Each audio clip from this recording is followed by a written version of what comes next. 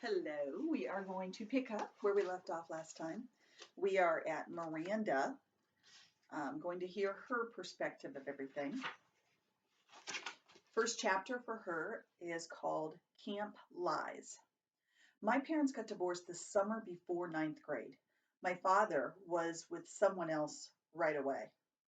In fact, though my mother never said so, I think this was the reason they got divorced.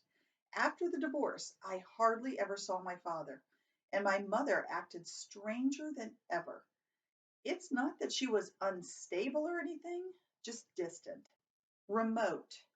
My mother's the kind of person who has a happy face for the rest of the world, but not a lot left over for me. She's never talked to me much, not about her feelings or her life. I don't know much about what it was like when she was my age. Don't know much about the things she liked or didn't like. The few times she mentioned her own parents, who I've never even met, it was mostly about how she wanted to get far away from them as she could once she was grown up. She never told me why. I asked a few times, but she would pretend she didn't hear me. I didn't want to go to camp that summer. I had wanted to stay home with her to help her through the divorce, but she insisted I go away. I figured she wanted the alone time, so I gave it up to her. Camp was awful. I hated it. I thought it would be better being a junior counselor, but it wasn't. No one I knew from the previous year had come back, so I didn't know anyone, not a single person. I'm not even sure why, but I started playing this little make believe game with the girls in the camp. They'd ask me stuff about myself, and I'd make things up. My parents are in Europe, I told them. I live in a huge townhouse on the nicest street in North River Heights. I have a dog named Daisy. Then one day I blurted out that I had a little brother who was deformed. I have absolutely no idea why I said this. It just seemed like an interesting thing to say. And of course, the reaction I got from the little girls in the bungalow was dramatic. Really? So sorry. That must be tough, etc., etc., etc. I regretted saying this the moment it escaped from my lips, of course. I felt like such a fake. If Via ever found out, I thought, oh, she'd think I was such a weirdo. And I felt like a weirdo. But I have to admit, there was a part of me that felt entitled to this lie.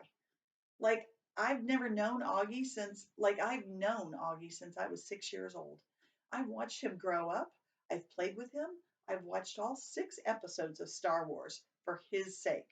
So I could talk to him about the aliens and the bounty hunters and all that. I'm the one that gave him the astronaut helmet that he wouldn't take off for 2 years. I mean, I've kind of earned the right to think of him as my brother. And the strangest thing is that these lies I told, these fictions, did wonders for my popularity. The other junior counselors heard it from the campers, and they were all over it. Never in my life have I ever been considered one of the popular girls in anything. But that summer in camp, for whatever reason, I was the girl everybody wanted to hang out with. Even the girls in Bungalow 32 were totally into me. These were the girls at the top of the food chain. They said they liked my hair, though it hadn't changed. They said they liked the way I did my makeup, though they hadn't changed though they changed that too. They showed me how to turn my t-shirts into holder tops.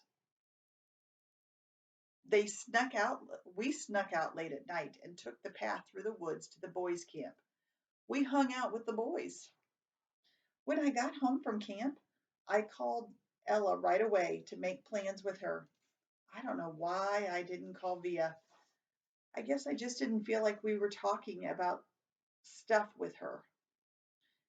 She should have talked to me. She would have asked me about my parents, about camp. Ella never really asked me about things. She was just easier friend to have in that way.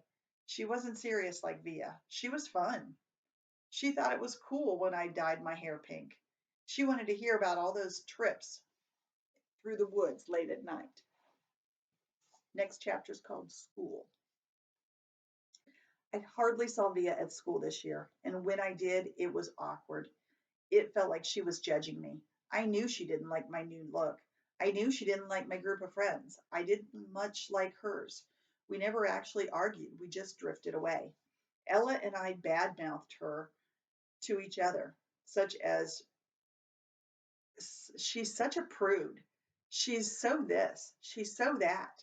We knew we were being mean, but it was easier to ice her out if we pretended she had done something to us. The truth is that she hadn't changed at all. We had.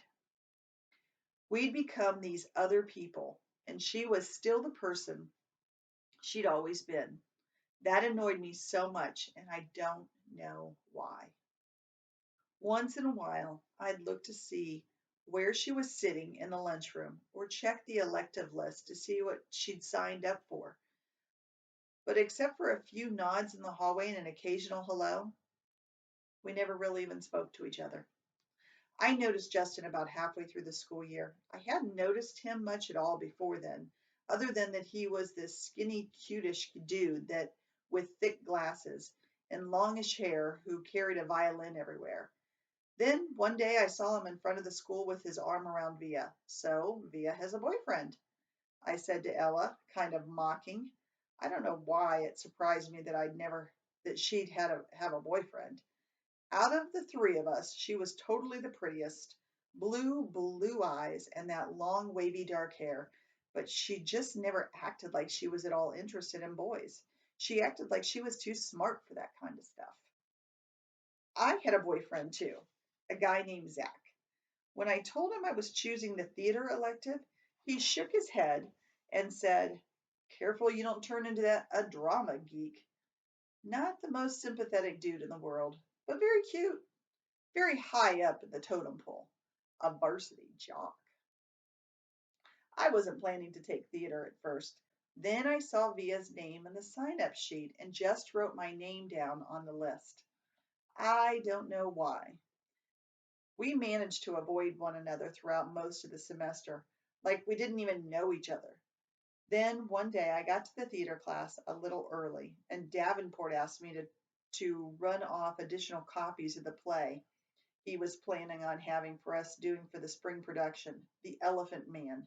I'd heard about it, but I didn't really know much about what it was about. So I started skimming through the pages while I was waiting for the Xerox machine. It was about a man who lived more than 100 years ago named John Merrick, who was terribly deformed. We can't do this play, Mr. D, I told him when I got back to class, and I told him why. My little brother has a birth defect and has a deformed face, and this play would hit too close to home for me. He seemed annoyed and a little unsympathetic, but I kind of said that my parents would have a real issue with the whole school thing, doing this play. So anyway, he ended up switching to our town. I think I went for the role of Emily Gibbs because I knew Via was going to go for it too. It never occurred to me that I would beat her out for the role. One of the things I miss most about Via's friendship is her family. I loved her mom and dad. They were always so welcoming and nice to me. I knew they loved their kids more than anything. I always felt safe around them, safer than anywhere else in the world. How pathetic that I felt safer in someone else's house than in my own house, right? And of course, I loved Augie. I was never afraid of him, even when I was little. I had friends that couldn't believe I'd ever gone over to Via's house. His face creeps me out, they'd say. You're stupid, I told them. Augie's face isn't so bad once you get used to it. I called Via's house just once to say hello to Augie. Maybe part of me was hoping Via would answer. I don't know. Hey, Major Tom, I said, using my nickname for him.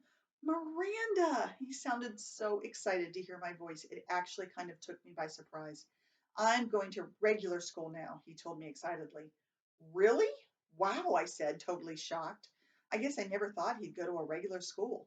His parents have always been so protective of him. I guess I thought he'd always be that little kid in the astronaut helmet that I gave to him. Talking to him, I could tell he had no idea that Via and I weren't close anymore. It's different in high school, I explained to him.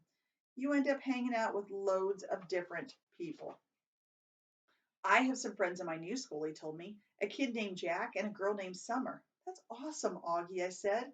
Well, I was just calling to tell you I miss you and I hope you're having a good year. Feel free to call me whenever you want, Augie. Okay, Augie? You know I love you always. I love you too, Miranda. Say hi to Via for me. Tell her I miss her. I will. Bye. Bye. And I'm going to stop there. Our next chapter is called Extraordinary, but no one there to see. Think about what that means.